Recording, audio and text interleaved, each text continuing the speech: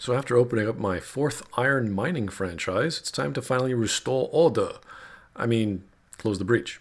Luckily, the mages somehow figured out how to do so. Unfortunately, it involves myself closing the breach. So what Fiona was saying was somewhat of a lie, that mages will close the breach. This does make the protagonist more plot integral, that's true, but it made getting all the rebel mages in the first place kinda pointless. The best of the mages are ready, Herald. Be certain you are prepared for the assault on the breach. We cannot know how you will be affected. Okay, so why do I need the best of the mages? Don't I have all of the mages? Didn't I get them all for help? So I only needed a bit? What kind of spell are they casting here that only the best are needed? Couldn't we have asked them before we decided to protect all of them?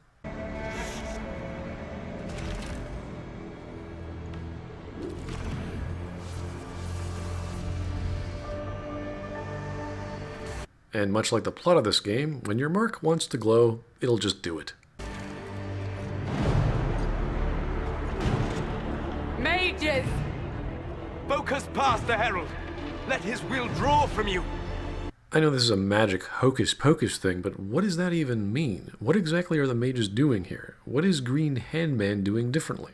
Keep in mind, if you chose the Templar path, Solas says exactly the same thing, which makes zero sense since Templars don't cast spells. So what exactly are they focusing within themselves and focusing on past the Herald? Are they just squinting? Are they looking at the breach? Does the Herald have some sort of networked magical daisy-chained mage power? Or anti-mage power, since we can get the Templars too? Is this all just moral support? What's going on here? And didn't the mages come up with their own breaching solution? Or breach sealing solution? Even if you don't choose them, Cassandra and Solas still show up here. So, does that mean Solas came up with a solution to close the breach? Was he helping the mages, or was he helping the Templars? Can someone just say what the solution is here, and why our previous attempt didn't work? Did we really need all those mages, or all these Templars? Because I don't see what they're doing anything differently, aside from having a bunch of people squint and kneel while holding random objects.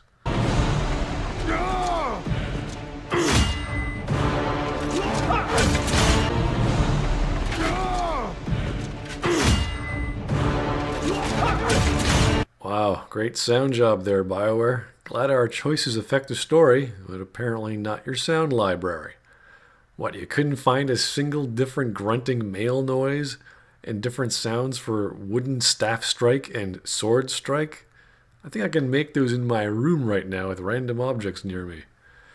So anyway, the breach explodes, everyone gets pushed back, and we fade to black. Well, 1 of 3 goals accomplished. Now to hunt those responsible and restore order. So everyone's celebrating and dancing, and Cassandra and you say nothing important. With the breach closed, that alliance will need new focus.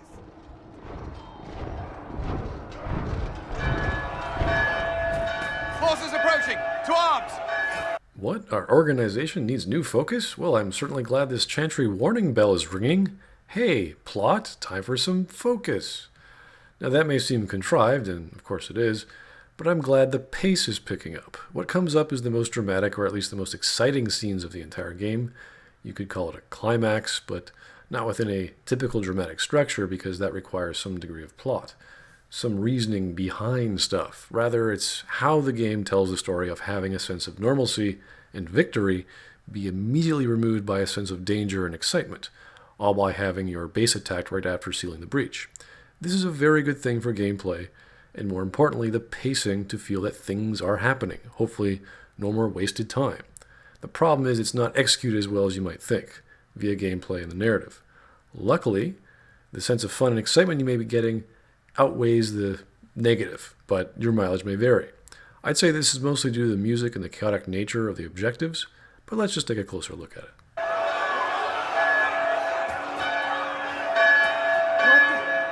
We must get to the gates. Okay, so some random forces are approaching, and if Cassandra is getting to the gates and running over there quickly, why did she just pull out her sword? Isn't that rather premature?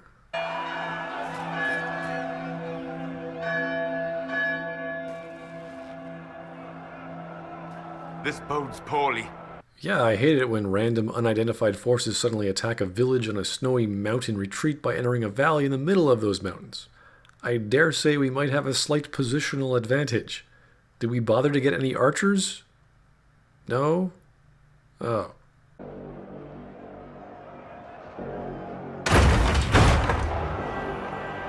I can't come in unless you open. Who are you, and why are you knocking on the door with a very sturdy flashlight? So being the idiots we are, we open the door, as opposed to, I don't know, climbing the wall and looking over it. Hello! Hello? Who is it? So there's this big armored dude that was casually walking forward amongst a semicircle of similar-bodied dead people. We then zoom up and hear a slice in his back, I guess, and a young man with a ridiculously large hat pops up. And how did this young man get from the door to hiding behind this fellow and then kill him? I don't know. Were we all just standing around as he killed all these other guys? Doesn't anyone notice this huge battle going on outside? Isn't this guy kind of dangerous to be near? Were they escorting him around? Were they chasing him down? Did he slaughter them all? This scene makes no sense. I'm Cole. I came to warn you, to help. People are coming to hurt you. You probably already know. What is this? What's going on? The Templars come to kill you. Templars? Is this the Order's response to our talks with the mages, attacking blindly? The Red Templars went to the Elder One. You know him? He knows you. You took his mages.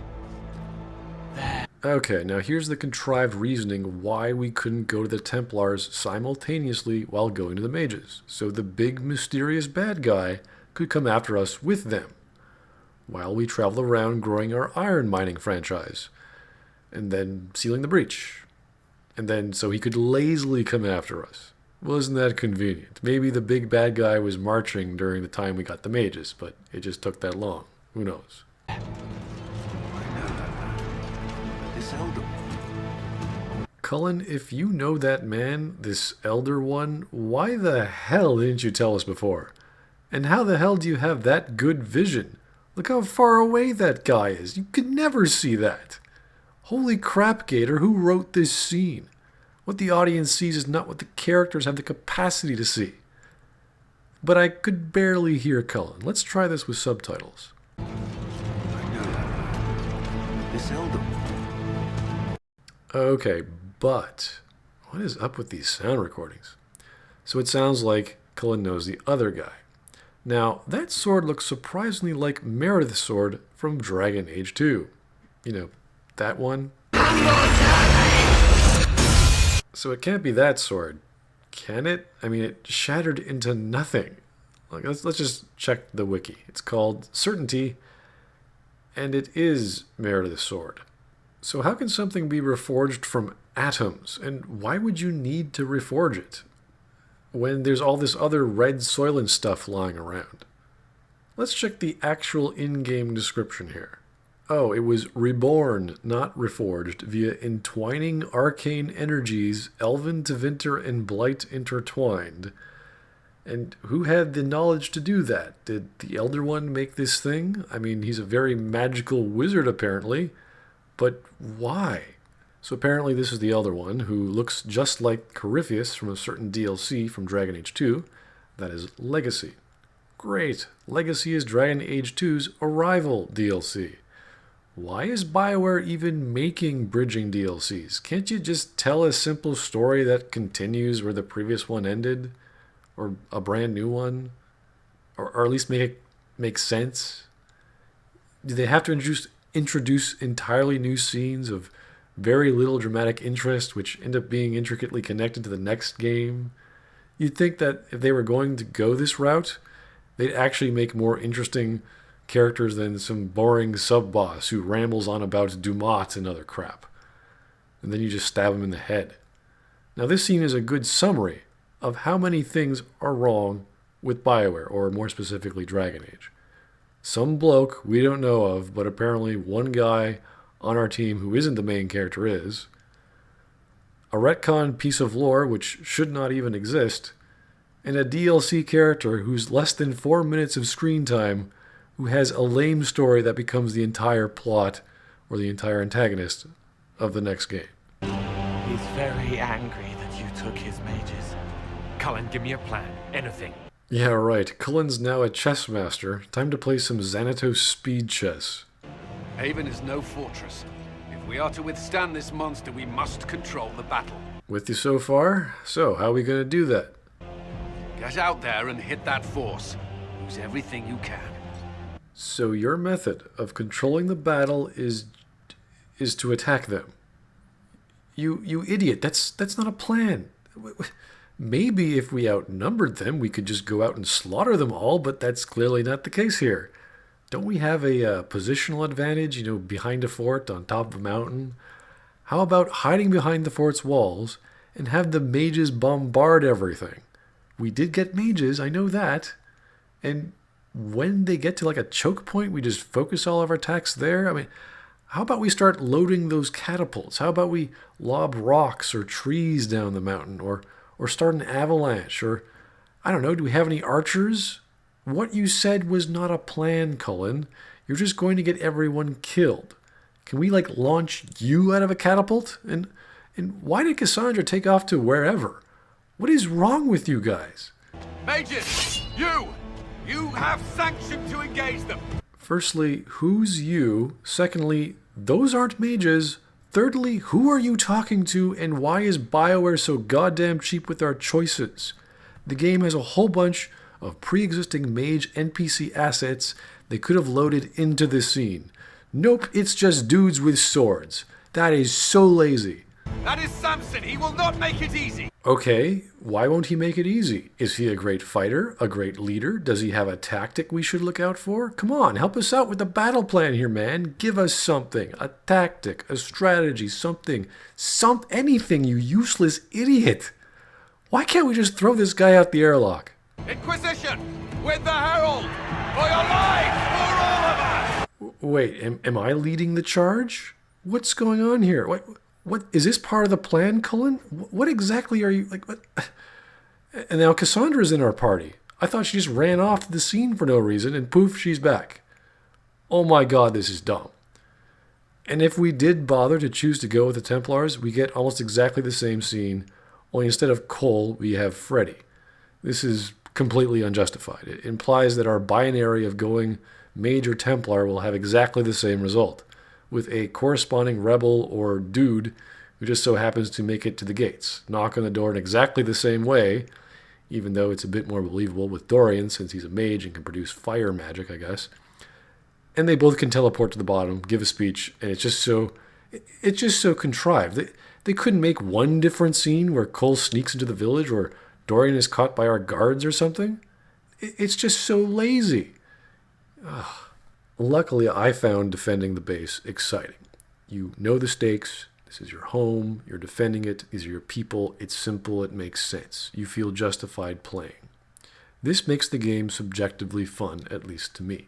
Having a simple, clear, obvious plot is a good thing. It also helps that the music is motivating and exciting.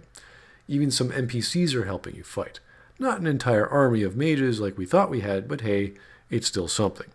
And considering Cullen's lack of a plan, things are a bit chaotic.